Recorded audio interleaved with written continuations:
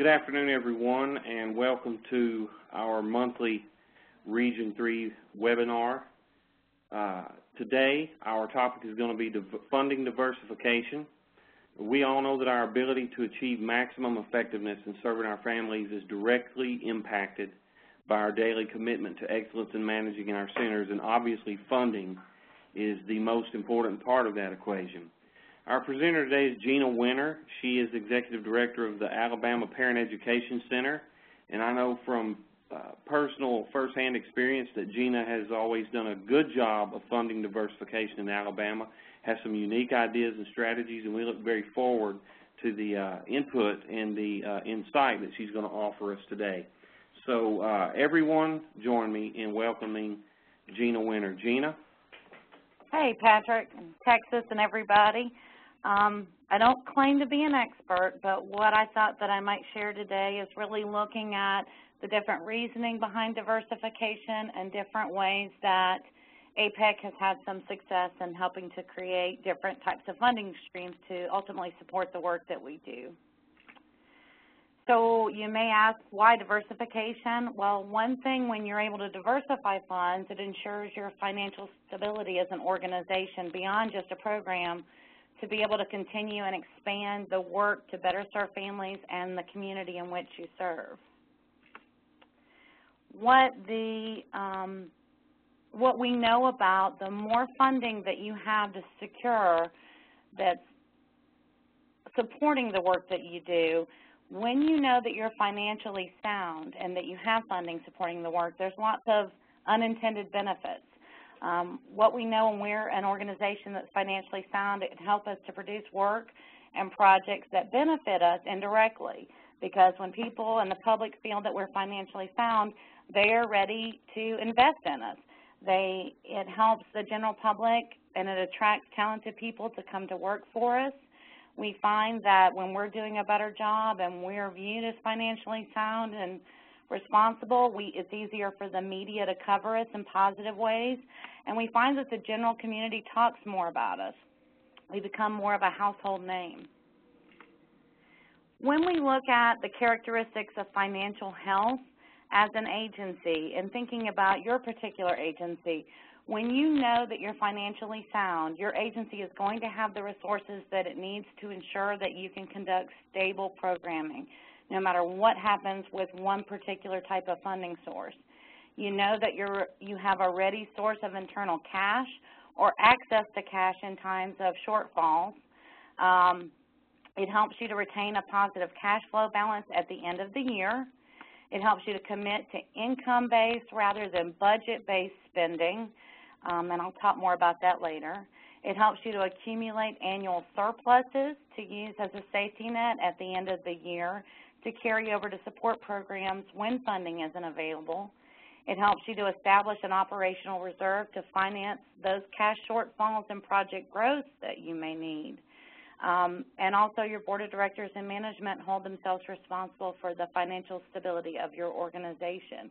And that's really key in that we as managers look at this is that this responsibility is ultimately on our board of directors to help to carry that through and see that we are financially healthy. When we think about financial stability and attaining that stability, it's really the key to knowing that we're going to be able to continue doing the work that we're doing today and tomorrow, no matter what the situation looks like.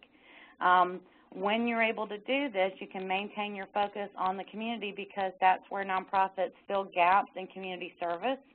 It helps you ensure that community needs rather than internal desires drive your programs.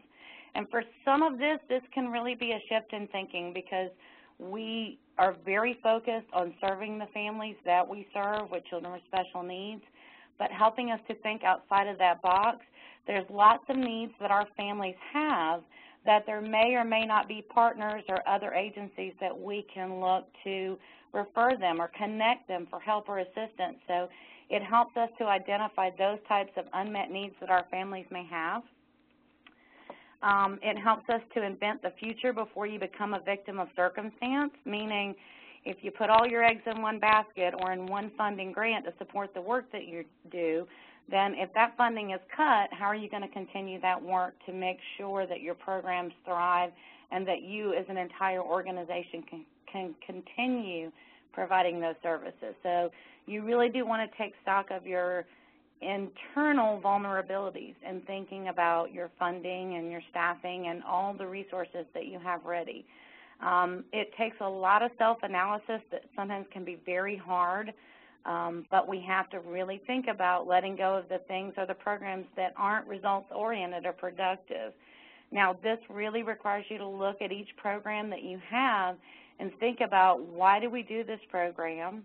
Are there particular reasons around that, even though they may not produce the type of results? Because as you seek other types of funding, funders and sponsors and foundations, they generally don't want to support programs that aren't results-oriented. So looking at your internal programming, what drives those and why do you do those particular things? Is it something you've always done and you're comfortable doing it, or is there a particular reason that you're really attached to that type of program that's not producing results? When we talk about staying flexible and ready for change as an organization, thinking about your staff and your board, are they living in a culture that demands change as the norm, where you don't get stuck in a rut where this is the program we've always operated? When looking at the bigger picture, we have to be ready and steady to be able to align to meet the needs of our families, no matter how we're funding that. So it's all about looking at the program needs and the needs of the family and not getting attached to one particular type of program. You want to make sure that you as an organization develop a results-oriented budget, and all dollars should produce meaningful outcomes and have the data to show it. You should be able to answer the question, who is better off because of your efforts? And not just right now with an immediate evaluation at a workshop, but if you call a client or a family that you served in 6 months, what are they telling you in their life has changed, and how are you documenting that, and was it your intended outcome? When we think about getting to that point of stability, you want to make sure that you set energetic but realistic goals, because you always want to be striving toward getting to that stability, because that's what keeps us here tomorrow. In thinking about different types of funding and support, we think as nonprofits, most of us are attached to federal grants, but there are different types of programming dollars that you can seek. The first is grants. I think we're all familiar with those. Certainly we can be viable contractors on various types of programs and grants. We can explore fee-for-service. What you want to make sure, if you look into fee-for-service type of engagements with any type of entity, is that service you're providing aligned with your mission? As nonprofits, we can utilize interest investment incomes, things that produce dividends back from monies that we set aside.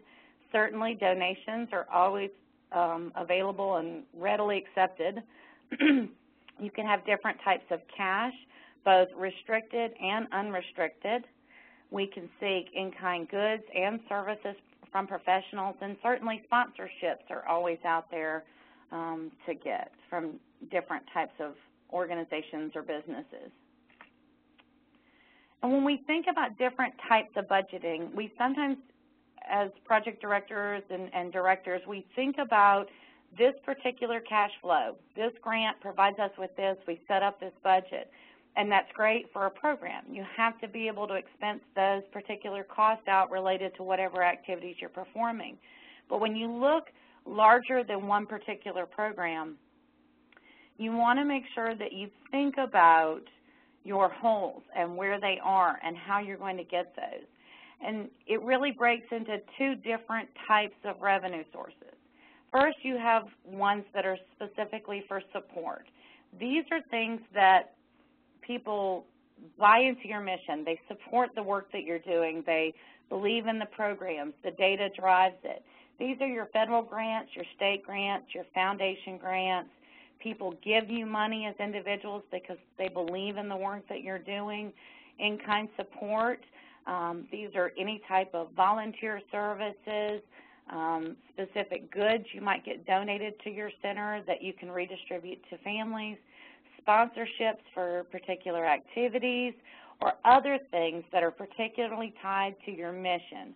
Now, when you talk about revenue, these are things that's money that's going to come into your organization as a whole based on particulars like contracts. You may get a contract to perform a specific work that may not be tied to a specific mission-driven activity, but it may be something because you're an expert in parent training, someone may be willing to partner with you to give you a contract to do some type of service. Your earned income, this is something where you can develop some type of product that you may sell that's aligned with your mission and the work that you do. From investments, you can have interest income. So you want to think about your total income-based budgeting as support because people believe in what you do, and then revenue are things that you generate for yourself. And as you think about that, you can go through using this type of formula and go, okay, is this type of funding certain for me? Is it reasonably certain? Is it uncertain but possible? And go through and list out every type of funding source that you have, and that helps you to really see where you have certain funding, where you have holes, where you could help refocus conversations and work of your board and your staff to do that possible income-based budgeting. Because as you build your budget on what you know you have, if you're doing income-based budgeting, you can see where you have holes, and this can help to do some of your strategic planning for your organization. You can do your 5-year plans based on what you know where you have holes. So if you can see that you don't have individual contributions, that's uncertain. You don't know what those are going to be, but they are possible. Is that something that the board could build their strategic planning around to help to refocus energies there to fill in holes? So one of the things as an organization that we really look very closely at is our mission, our values, and our vision. And each organization has the responsibility to really look at this because you know your organization better than anybody else. And you'll find that your clients and your consumers can also give you a lot of feedback as to whether or not what you think your mission and your values and vision are really align with the actual services that you're providing. But as you look and do some self-analysis as an organization, you can ask the question, what does your mission say about your organization? Is it clear? Is it concise? Does it convey to the public what you really do? You have to really put some thought as an organization in what your particular values are. For instance, you may find that folks approach you and they're ready and willing to give you funding, but their type of money or their activity that their business is engaged in may not be something that aligns with what your mission is. It may be something that you as an organization say, we don't really want to align with that type of activity. For instance, we've had discussions as an organization. We have a very large casino in our local community. We've had discussions on and off about whether or not we would want to take money from the casino, or is that somebody we would want to partner with? There's a lot of, for us as an organization, there's a polarity around the casino and its values versus is that something that we're willing to take the risk to align with to get funding if needed. And that's what you have to ask yourself is how do you as an organization function and what are your internal values about the types of gifts and where those gifts could come from. And then looking at what specific vision do you have for your organization. And that has to be beyond programming because programs provide services to particular populations based on one particular type of funding source. Programming is specific to one, and you have to think as a whole organization, what are you doing as a whole organization and how is it different from a particular funding source? And it may be aligned the same. There may be some room for growth there, but that's really what the key to this is just looking beyond a program or a project and thinking about your organization as a whole. The most important thing that I can encourage you all to do, because this really helps each of you, as it did us, to sit down and talk about your organization. What are you willing or what are you not willing to do? It's important that you have these discussions amongst your board members, you have these discussions with your staff, and then your key management folks, so that everybody's input gets in there, because what you'll find is if you venture into a place and it's not understood or everybody's not on the same page, it's not going to help you get where you're going or where you'd like to go as an organization. Generally, if you're not on the same page, it can be very decisive. So as an organization, you have to really think about what you're willing to do. In thinking about your current organizational structure, think about beyond program, what does your current organization or your nonprofit structure support? In thinking about your existing staff members, what staff do you have? What type of positions do you have? You know, do a resume analysis. What particular skills have you maybe not thought about that different staff members bring to the table that they may not be able to utilize in their particular capacity? Thinking about your board members, what type of skill set do they have and bring to the table? Thinking about your specific office facilities or folks that you share office to conduct work with around your state, or whatever means that you provide training. What do your facilities look like? Is there room for growth if necessary? Looking at your unrestricted funding. Now, these are fundings that aren't attached to particular grants, but unrestricted monies that are given, that you've raised. These are funds that you can basically do anything legal with that you have, considered your corporate dollars. And of those unrestricted funding, have you set aside an operational reserve? And one of the best practices in looking at operational reserves, the test there is, do you have 3 to 6 months of operations available in times of shortfall? Any more than that, and it can trigger some flags about asking, well, why do you have that much in reserve, and why aren't you expanding program? If we look at the standards of excellence, they're really looking for us to have about a 3 to 6 month reserve in your budget. In thinking about your strengths and weaknesses and in a particular area, this really helps you to think about, as an organization, what are the particular state of affairs in your service area? For us, our service area is the entire state of Alabama. Different pockets have different types of things, different types of populations, different types of needs. We have urban, rural. We have, large inner city populations. We've got all different types of things, and you can go from one end of the state to the other and have a different service need altogether. But really doing an analysis of what your service area needs. What are those actual unmet needs that you aren't meeting, that your particular programming is not able to address, and that there may be a hole where you don't have someone to refer a family to get a service. Thinking about your existing programs or projects, and then your unmet needs of your existing clients.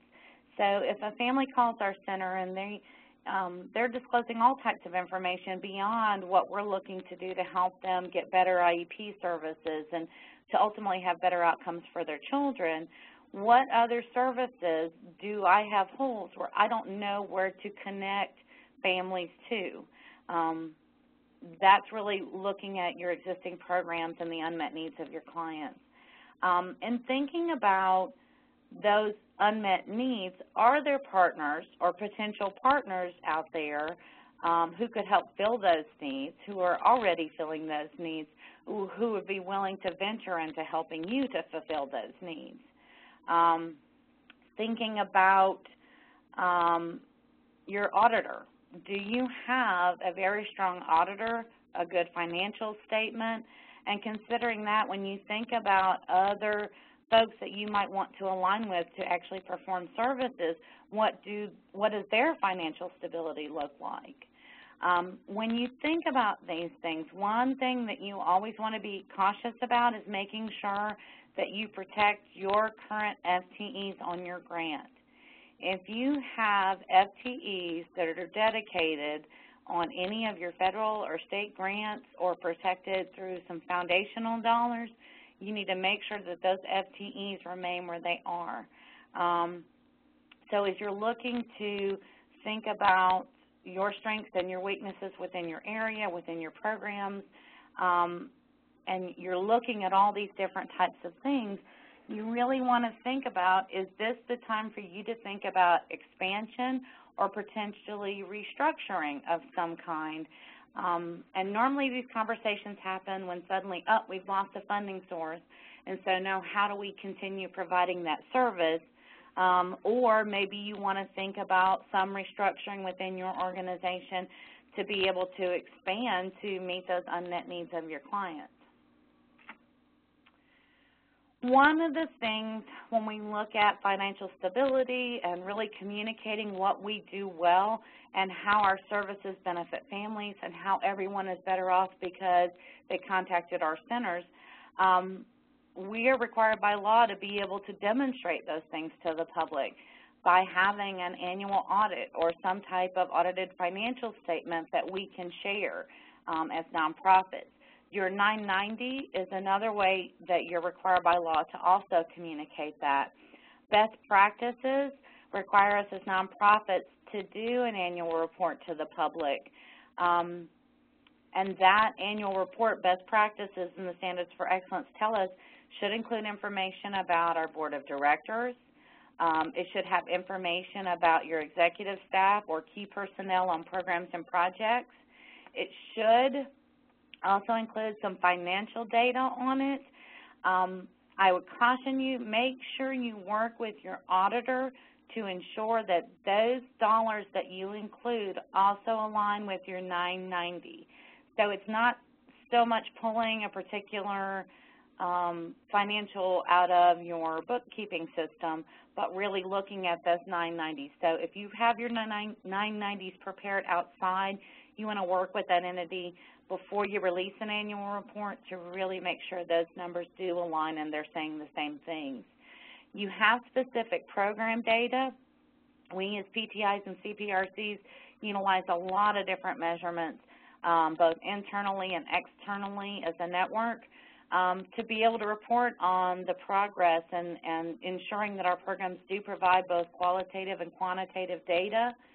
But one of the things that you as an organization want to make sure that you have cross-project is the ability to communicate the common factors in programming. So this is what I can say about my PTI, but APEC as a whole that operates a lot of different programs has these common factors, and that's what you want to be able to report as a whole. So finding those particulars type of quantitative and qualitative data measurements that are particular to your organization as a whole that can cross all programs need to be communicated in addition to your program data. And then information on your mission should also be included in that. So in thinking about this, so you've got your audit done, your 990's been filed, you've developed your annual report to the public, and then thinking about how you're going to share these with the public. How do you reach your families that you serve? We know how to contact our families and share information with them. But how do you reach beyond your current client base to let everybody else know how well as an organization that you're doing, how you're financially responsible, what the good work that you're doing, the difference and the effect that you've had in the community? And that's the key into looking at how do I entice others beyond who I serve. So thinking about that, you may want to share information on your website. You might want to publish it, mail it, put it out in key areas around your state, distribute it to other agencies, take your report with you when you go to sit down with a business to talk about a sponsorship. These are the key features you want to make sure you have available when you're having those discussions or, you know, begging for money or sponsorships or whatever. These are the key documents that they're looking for. Even if they don't know a thing about you as an organization or they've not sought any type of service from you, their bottom line is always, what is your mission, who are you serving, and what will my sponsorship help to do? What's the bottom line for them? There are some particular fundraising do's and don'ts that you really should need to be aware of, and a lot of these are included in the National Standards for Excellence model. When we think about doing fundraisers, what we know is that every fundraising effort that you do should produce a 1-to-3 ratio. So for every dollar that you spend total on everything, staff time, materials, development, $3 should be produced, and that's considered what the national standards expect in terms of fundraising. If you're not producing at least a 1-to-3 ratio, then you really need to look at those efforts because it does send up flags. One thing to make sure that you're also working with your auditor when you're doing any particular type of fundraising, because all fundraising costs have to be included on your 990. When you think about fundraising, it's okay to think about starting small or where you have the capacity, whatever it is. Think about your particulars about will you solicit from clients and families that you serve. For a lot of organizations, particularly for us, it is somewhat of an ethical dilemma. We have a general practice that we don't solicit from families that we serve. Does your organization have a donor privacy policy? If you don't, you need to get one to talk about and give folks the option to donate in private and not have that information public. Think about developing a policy on what particular types of gifts you will take, from whom, and for what. Because sometimes people will give you things, but it may not be something you want. And if you're in the moment, it's better to have a policy and be able to say, well, this is our policy and this is why we can't accept this gift, or absolutely you know right away that that's something that you can accept. If you think about hiring any type of particular fundraising professional, make sure they are professional and registered. Most states and entities have some type of registration process. And they have, if they're registered professionals, they have a code of ethics and they act under that board, and that code of ethics guides them. So you don't want to spend a lot of money on a fundraiser that's not going to produce something, where if you have a registered professional fundraiser, you know that they act under a code of ethics. It's important to remember, never pay any type of commission for any fundraising event. It's only ethical to pay and agree upon a flat fee prior to that service being done.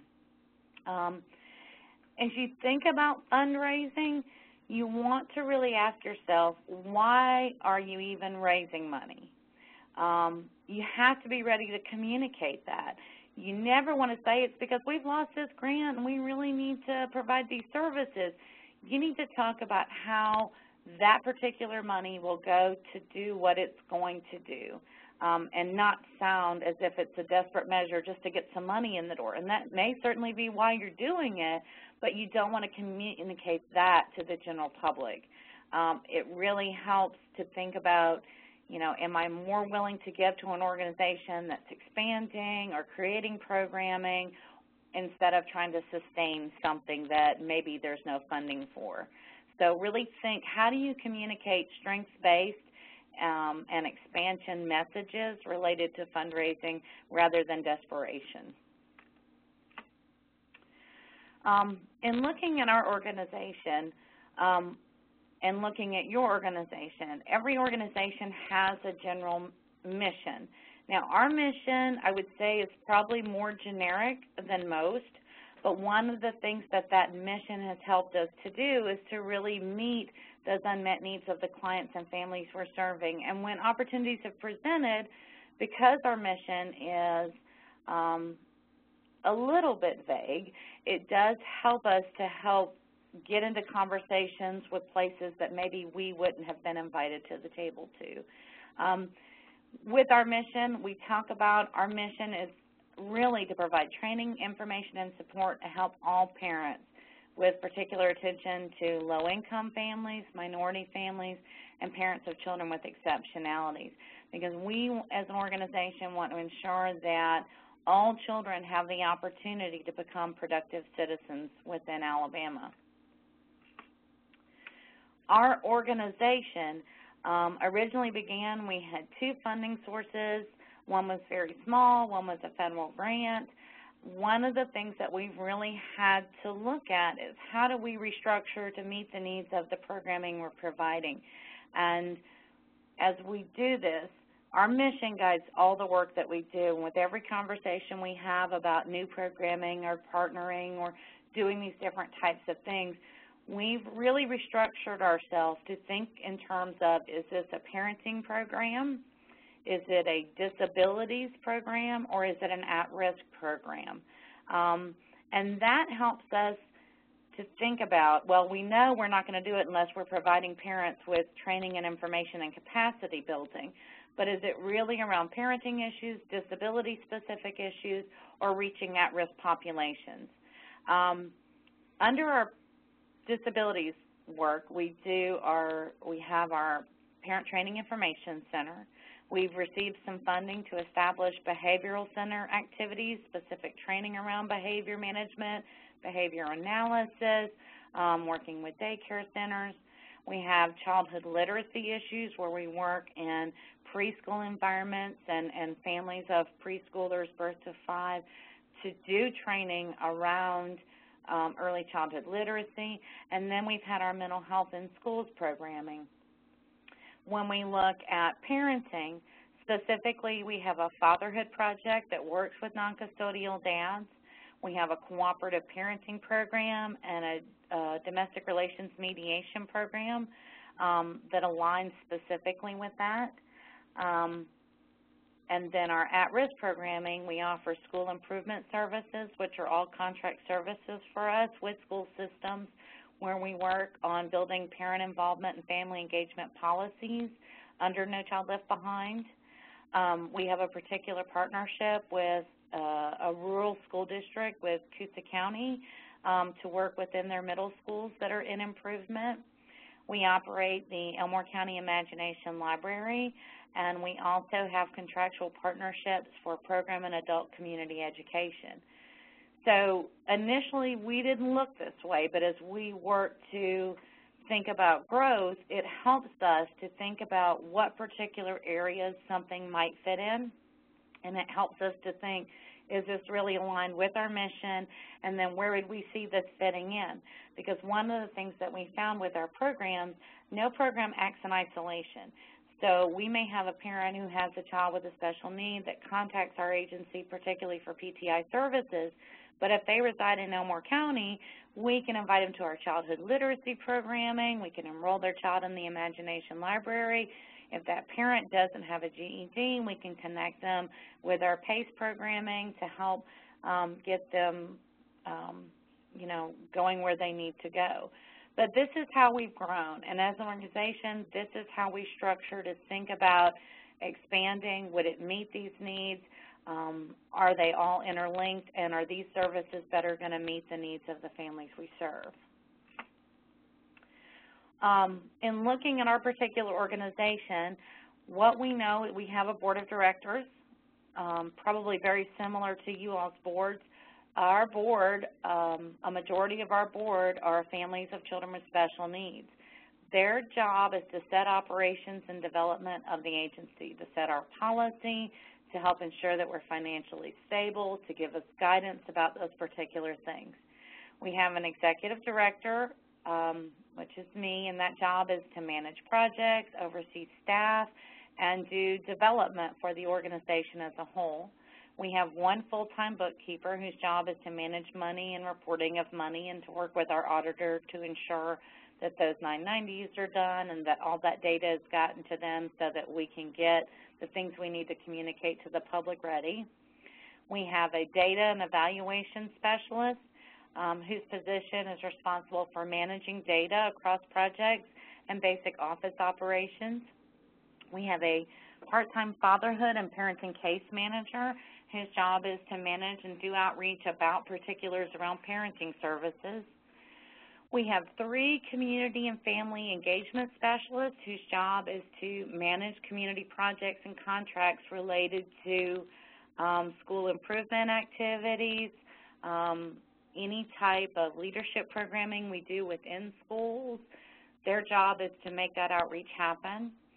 We have a training coordinator whose job is to manage project training activities particular to the PTI project.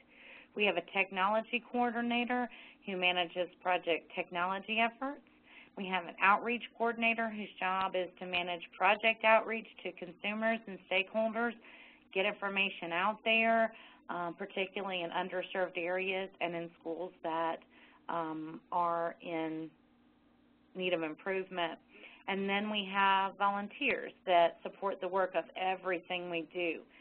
When we think about growing or expanding our existing program, we look at these types of things. And one of the things that we've worked very hard to do is to get our positions aligned where we can readily have someone have those responsibilities to take those trainings over, to take on that specific project, and then to do, all of our personnel are really encouraged to do project areas that they're responsible for, and then encouraged to do cross-project collaboration.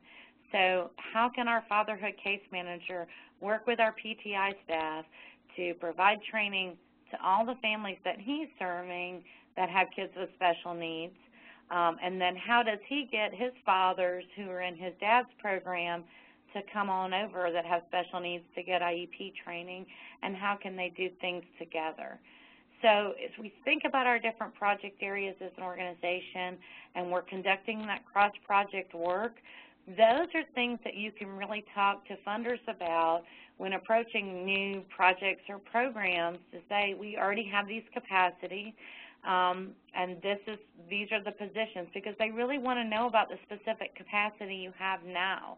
And so really looking to tweak those job descriptions and to make them very specific or vague, particular to what you're telling funders you have the capacity to do. And that's where you really, as an organization, have to do your own analysis about, do you have that capacity and how do you communicate that to the public? One of the things that we as an organization have done, we have tried to make great attempts to diversify our different types of funding, where our sources of fundings are coming from, and different ways that we've done that. Well, our first focus is to write grants and things that operate our current programming, both federal and state and foundational. The other ways include connecting with partners out there. We don't necessarily have to be the ones that provide everything, but we have found in the past different grants and things that we saw a need to be provided, but we maybe weren't eligible to be the physical agent of that grant, but maybe that grant is aimed at schools. And that's exactly what we did. We took our corporate time and our corporate staff, and we approached people who might be what that grant is focusing on in terms of services. We write their grants for them for free, and in exchange, if the grant is funded, then we write a contract for services that align with our mission to provide parent training. That has been something that has really worked well for us, because not all grants we qualify for, but there are people that we can partner up with to help build their capacity to get that funding. In exchange, we get guaranteed work and contracts out of those if those grants are funded. We have operated as physical agents for community projects in the past, and we make sure that those are aligned with our mission. If they're not aligned with your mission, just throw it away, walk away from it. But if it's something that's, in our organization, it's building parents' capacity to help support their children, to get them where they're going, then that's something that does align, and we're willing to come to the table to talk about it. We have served as contractor under other people's grants for parent training services. We have operated some fee-for-service projects using partners out there as our referral sources, our mediation project, our fatherhood project, our cooperative parenting. Those are all projects that our agency operates that help to sustain us now, because there are things that maybe we wrote initial grants to pilot it, to collect data, and so after that we were able to sit down and actually begin operating that program and charging fees for that service project. One of the other things that we do each year, we partner with the business community. We have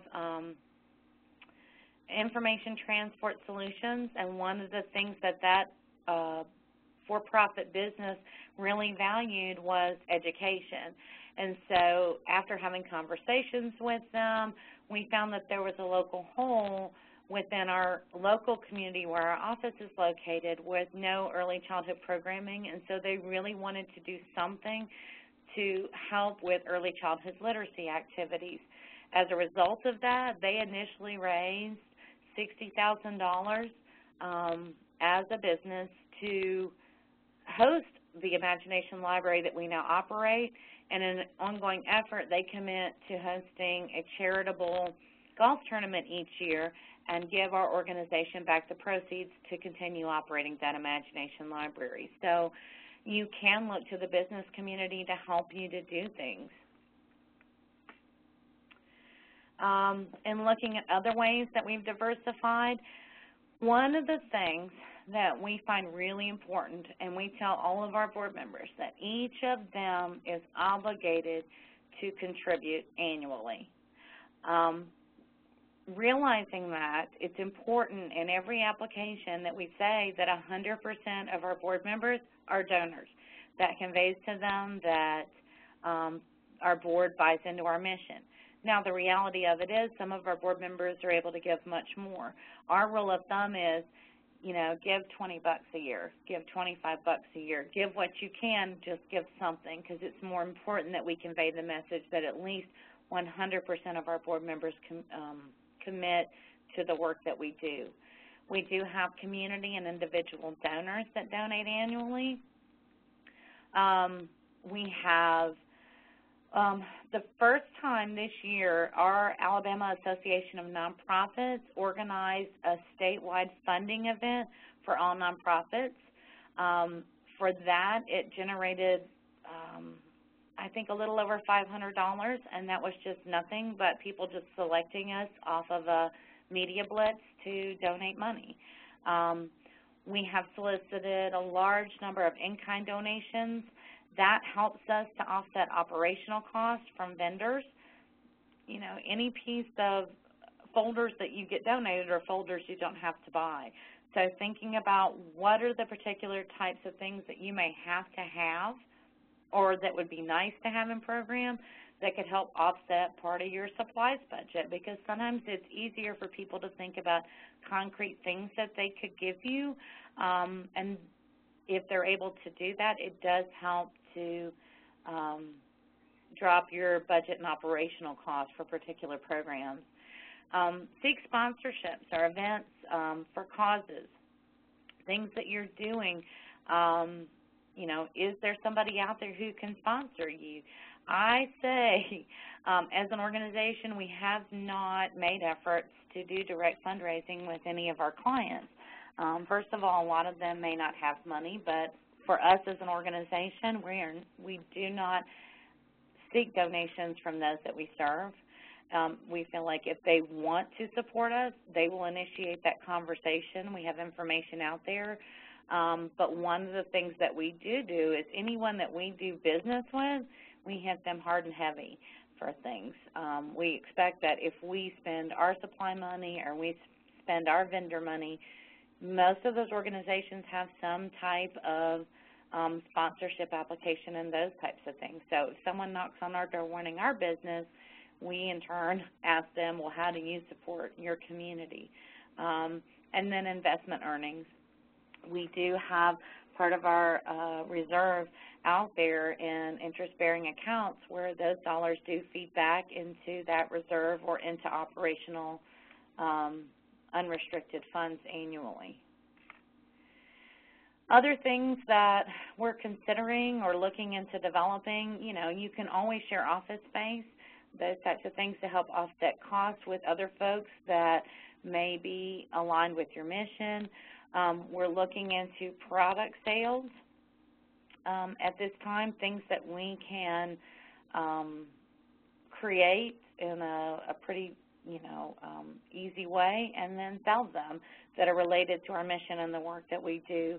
And there's always the opportunity to do an unrelated business to support the agency or the organization as a whole, like opening up a thrift store with donations and things that you can sell as a for-profit business to bring the income back into the nonprofit.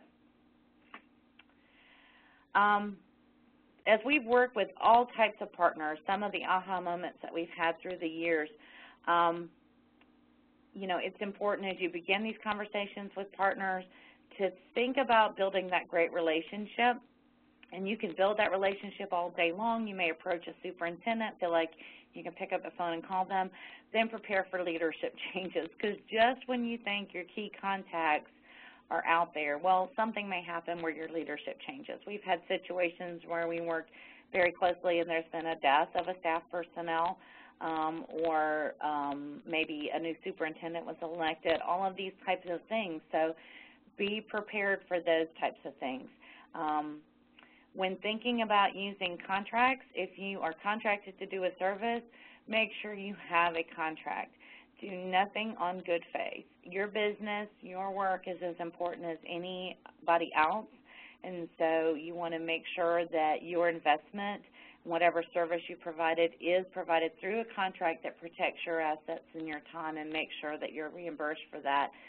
It's worth a few dollars to have an attorney to help you draft those and to make sure that you do have some legal standing, so that if you ever do get in something where there might be a leadership change or something in there, your contract allows you a way to walk away if the partnership isn't working without ramifications.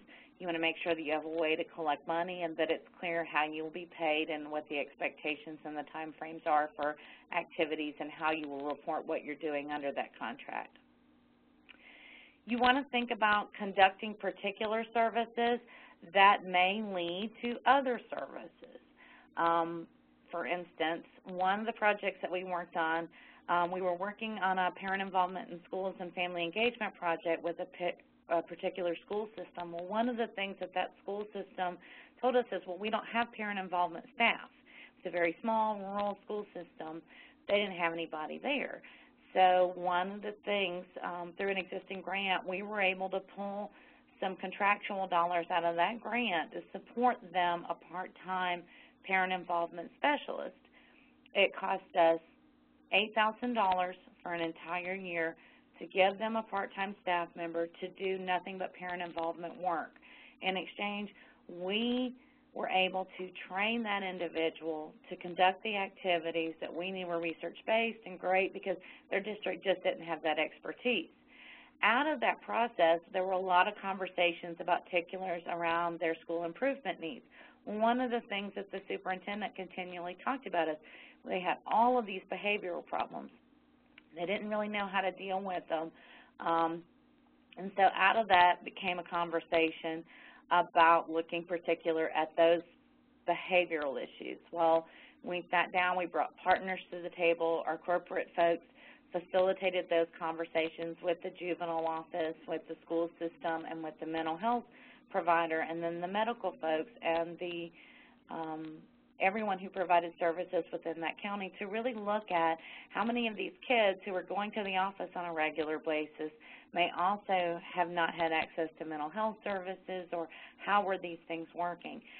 Out of those conversations, we were actually able to help identify a funding grant that gave us 18 months of funding to do professional development. It was a mental health in schools project out of that, we were able to design an entire mental health in schools project and then apply for additional funding that went 3 years that gave our center direct services for parent training around mental health issues. We were able to do behavioral training, special education training.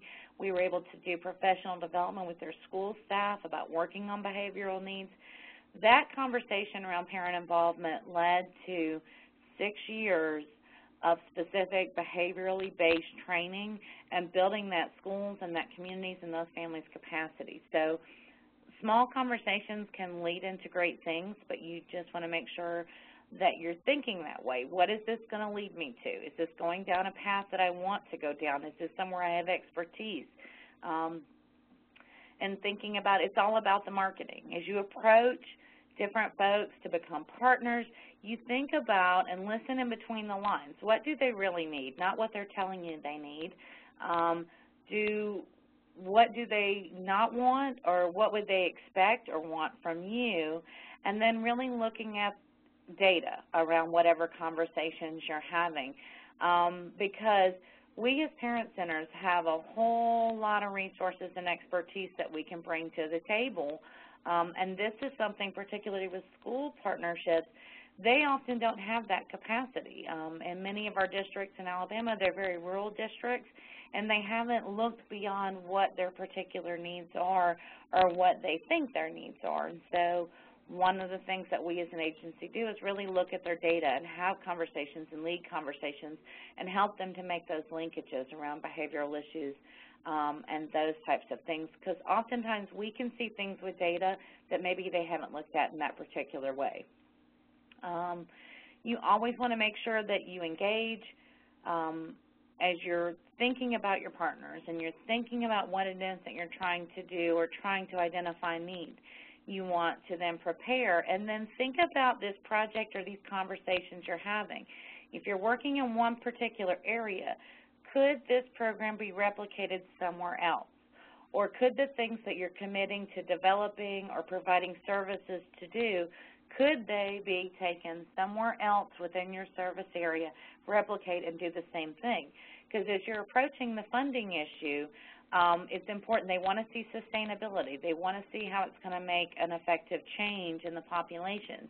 So if you're able to utilize that funding source to prepare and then replicate, it does show that your program can sustain, but it also creates resources that I already have as an agency to be able to do something else with. But always, always, always prepare for disappointment.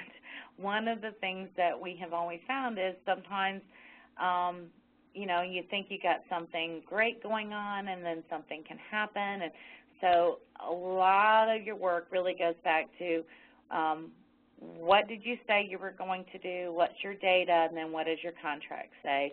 And if it's not working out, making sure you're able to walk away from that endeavor.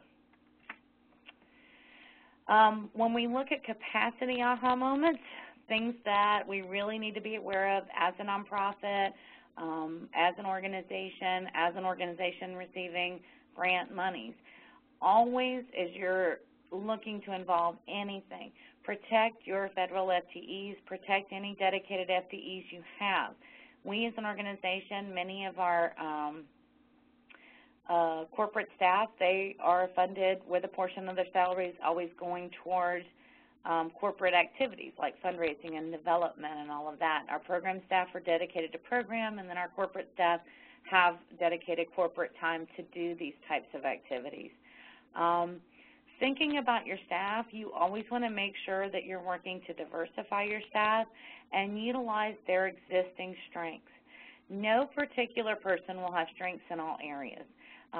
Some of your staff may do things really well, and you just know that that staff member, that's not their area of expertise, whereas this staff is all about technology and media, but, you know, to have to sit down face-to-face with a family or to speak in front of a group, you would just kill them. So think about that particular staff position, what capacity it has, and then thinking about what particular areas of expertise or where that staff member may be comfortable and utilize their strengths. when you think about development for your staff, always use the development that you're currently bringing to the table to your staff to your advantage. So how will this exercise in capacity building help that staff to grow and to take on other responsibilities along the way?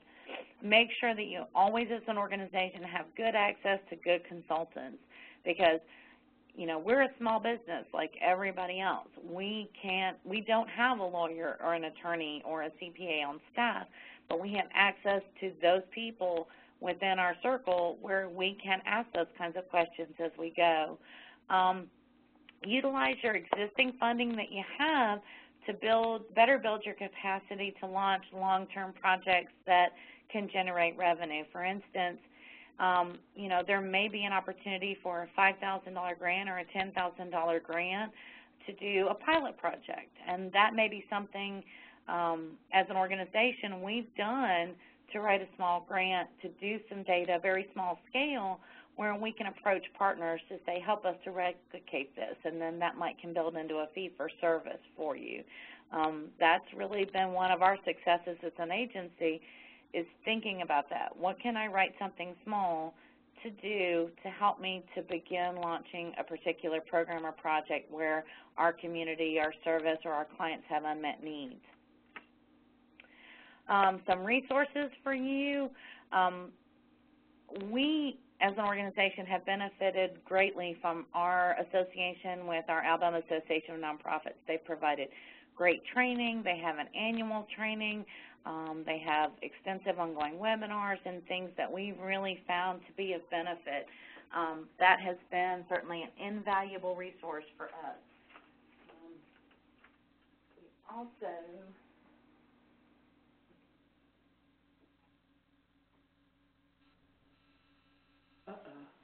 I have 3 handy desk resources that I don't let leave far from my desk, but one of them is called All the Way to the Bank, Smart Nonprofit Money Management, and it really goes through a lot about what different type of funding resources they are and how it gives you great tips in aligning those things with your mission, and that's by Larson Allen. There is another one that I would really recommend. It's the Budget Building Book for Nonprofits, and it has a CD resource with it, but it looks at it from a board perspective and from a staff perspective. How do you build that type of budget that's really going to help you to identify those income needs and those revenue needs, the ones that you can build on support and the ones that are just pure revenue, and how do you fill in those holes? And then there is another one that's Budgeting Your Way to Financial Stability by Larson Allen Public Service Group. I really like a lot of what they put out, and it's very simple reading, but yet it makes common sense. I am not a financial person, and so a lot of this I can get lost in when I sit down and talk with an accountant, but these are really easy-to-use guides that I found to be very helpful in looking at these processes or having conversations. But if anybody has any questions, I've put all my contact information on here. The best advice I can give you is to really sit down, do that analysis first. What are your strengths as an organization? What are your honest weaknesses? And where are the things that you're really good at? Having those conversations and doing that analysis will really help you to think about where you can build on your strengths and really expand and ultimately provide better services for families that you do serve. But that's all I got. All right. Wow. Thank you, Gina. Once again, let me thank everyone for attending the Region 3 monthly webinar. I want to remind you to please take the time to complete the brief survey at the conclusion of the webinar. The webinar, of course, will be archived for viewing on both WebEx and the Region 3 website within the next couple days. Gina, of course, can be contacted via the information provided at the webinar, or their website is www.alabamaparentcenter.com. And, of course, as always, you feel free to contact me with any comments or questions you might have. Make plans to join us next month. Again, our featured presenter next time will be Stephanie Moss of Parent to Parent of Georgia, who will be discussing developing and using social media. Gina, thank you very much. We thank you for the time, for your input, for your expertise. And if no one has any questions, we will see you next month. Thank you. Thanks.